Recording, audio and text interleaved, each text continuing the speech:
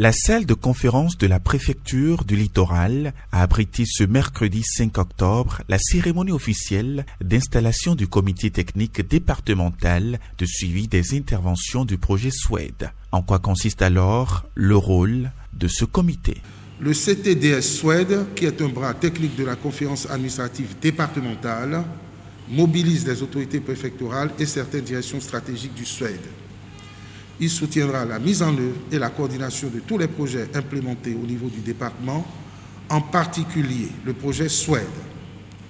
Cette initiative de l'UNFPA Bénin arrive à point nommé car elle favorisera la synergie d'action et permettra de mieux visualiser les impacts des interventions de tous les projets mis en œuvre dans le département. Le fonctionnement du CTDS SWED dépend des efforts individuels et collectif de tous les membres. C'est pourquoi je voudrais exhorter toutes les parties prenantes à jouer pleinement leur partition pour l'atteinte de résultats très satisfaisants au terme du projet pour le plus grand bonheur des bénéficiaires et par ricochet des populations à la base. Dans son allocution, le préfet du littoral, Alain Soro-Ronla, a rappelé les buts visés par le projet SWED, dont les résultats seront perceptibles dans plusieurs domaines de la vie. Ce projet, qui est une partie intégrante du projet régional, vise au plan national à accélérer la réalisation des droits et du plein potentiel de 3 302 000 jeunes filles et garçons du Bénin pour enclencher les bénéfices du dividende démographique en soutien à l'objectif de croissance économique inclusive du programme d'action du gouvernement et aux 59 cibles prioritaires des objectifs de développement durable.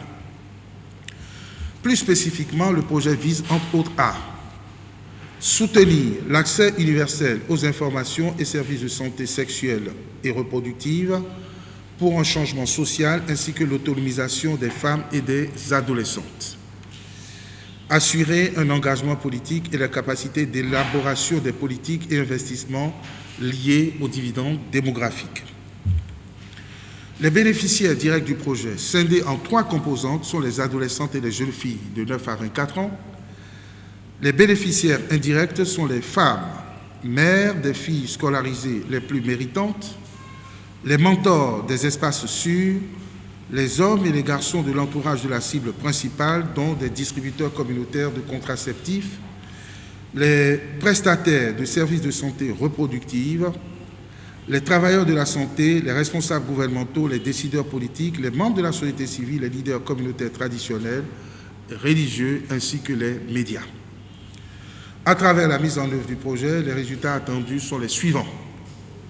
Le maintien des filles à l'école grâce au renforcement de leurs connaissances en matière de santé reproductive est assuré. Les meilleures pratiques liées à l'autonomisation des femmes, l'éducation des filles et le renforcement des capacités des femmes sont acquises. L'engagement politique et les capacités d'élaboration des politiques liées aux dividendes démographiques sont accrues. Le Fonds des Nations Unies pour la population accompagne le dit projet à travers son expertise technique pour une meilleure coordination de ce programme.